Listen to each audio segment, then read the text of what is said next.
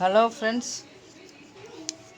மிளகா பஜ்ஜி பண்ணினேன். அது எப்படின்னு பார்த்துடலாம். ஃபஸ்ட்டு நல்லா கழுவி எடுத்து அதை ரெண்டாக குறுக்க கட் பண்ணி அதில் உள்ள விதையை ஃபுல்லாகவே நம்ம வெளியில் எடுத்துடணும். ஏன்னா விதை இருந்தால் நல்லா இருக்காது.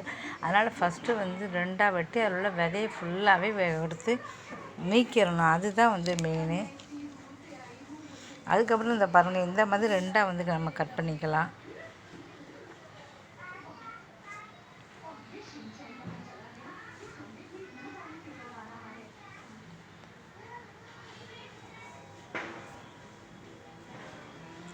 பாருங்கள், ஃபுல்லாக விதை எல்லாமே எடுத்தாச்சு. எவ்வளோ விதை எடுத்துருக்கேன் பாருங்கள். இந்த விதையெல்லாம் வாயில் விட்டா நல்லா இருக்குது. எவ்வளோ விதை எடுத்துருக்கேன் பாருங்கள்.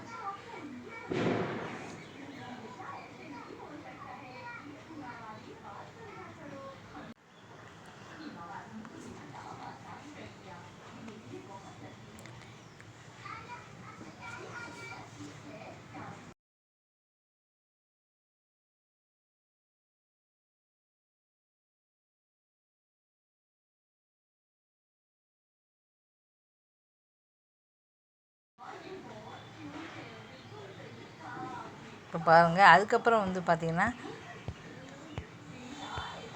இதுக்கு தொட்டுக்கிறதுக்கு சட்னி பண்ணலாம். அதில் மிக்ஸி சட்னி பண்ணேன். அதாவது பார்த்திங்கன்னா வெங்காயம், தக்காளி, கருவேப்பிலை, கொத்தமல்லி, வெள்ளைப்பூடு, இப்படி என்னெல்லாம் இருக்கோ பார்த்திங்கன்னா அதெல்லாம் போட்டு நல்லா வதக்கி, மிளகாத்தூள், ஒரு பச்சை மிளகா, ஒரு மிளகாத்தூள், இவ்வளோ வதக்கி தொட்டுக்கிறதுக்கு பார்த்திங்கன்னா ஓரமாக வச்சாச்சு. இவ்வளோ பார்த்திங்கன்னா உப்பையும் போட்டு நல்லா வதக்கி ஆற வச்சு, இன்னும் இதுக்கு தொட்டு சாப்பிட்றதுக்கு சட்னி வேணும் அப்படின்னு கேட்டால் என் பொண்ணு வந்திருக்கா ஹாஸ்டல்லேருந்து. அதனால தான் பார்த்திங்கன்னா அவளுக்கு நான் கேட்டால். அதுக்கப்புறம் பார்த்திங்கன்னா மிக்சியில் நல்லா ஆற வச்சு அரைச்சி வச்சாச்சு. இந்த நேரத்தில் மிளகா பஜ்ஜி கட் பண்ணி வச்சாச்சு. அடுப்பில் நம்ம எண்ணெய் சட்டி ஏற்றினா அது காஞ்சிக்கிட்டு இருக்கும். அந்த நேரத்தில் பார்த்திங்கன்னா இந்த பஜ்ஜிக்கு மாவு கரைக்கணும். அதில் பார்த்திங்கன்னா அரிசி மாவு கொஞ்சம் 2 ஸ்பூன் போட்டுக்கலாம். அதே சமயம் பார்த்திங்கன்னா கடலை மாவு போட்டுக்கலாம். கடலை மாவு 2 டம்ளர் போட்டோன்னா இது 1 டம்ளர், எவ்வளோ வேணுமோ அது தக்கலாம் போட்டுக்கலாம். அப்புறம் உப்பு, உரைப்பு, பெருங்காயம் கொஞ்சம் தூக்கலாகவே போட்டுக்கலாம். பெருங்காயம், உப்பு, காரப்பொடி எவ்வளோ வேணுமோ அவ்வளோ போட்டுக்கலாம். மஞ்சப்பொடி எல்லாமே போட்டு நல்லா பஜ்ஜி பதத்துக்கு பார்த்திங்கன்னா நம்ம கரைச்சி வச்சுக்கலாம். இப்போ நல்லா கரைச்சி வச்சுக்கிட்டோன்னா எல்லாருக்குமே அது தெரியும். ஈஸியாக அந்த மிளகாயை முக்கி நம்ம போட்டு எடுத்தோன்னா சூப்பராக ஒரு மிளகா பஜ்ஜி நமக்கு கிடைக்கும். இங்கே ஈவினிங் நேரத்தில் எல்லா இடத்துலையும் பீச்சு, எல்லா இடத்துலையுமே மிளகா பஜ்ஜி வச்சுருப்பாங்க. நமக்கே தெரியும். சாப்பிட்றதுக்கு ரொம்ப சூப்பரான ஒரு டேஸ்ட்டில் இருக்கும். சாப்பிடும்போது ரொம்ப நல்லாயிருக்கும். மிளகா பஜ்ஜி அப்படின்னாலே பார்த்திங்கன்னா இப்போ எல்லா இடமே போடுறாங்க. அதுவும் இந்த மலைகளில் பார்த்திங்கன்னா பெரிய பெரிய மிளகாய் இருக்கும். பார்க்கறதுக்கே ரொம்ப சூப்பராக இருக்கும்.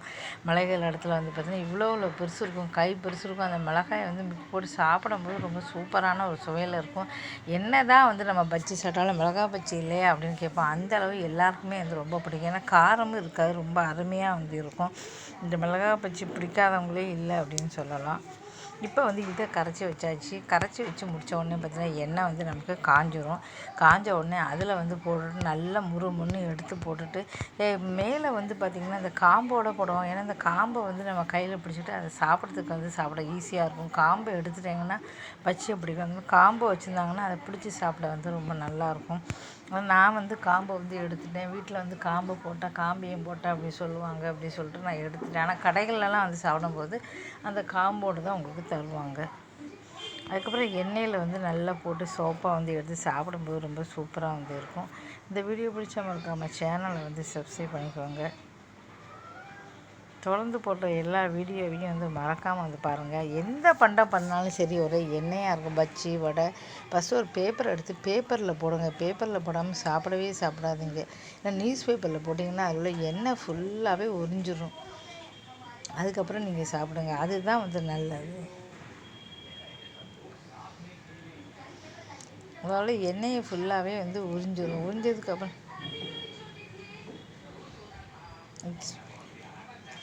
அதுக்கப்புறம் சாப்பிடும்போது ரொம்ப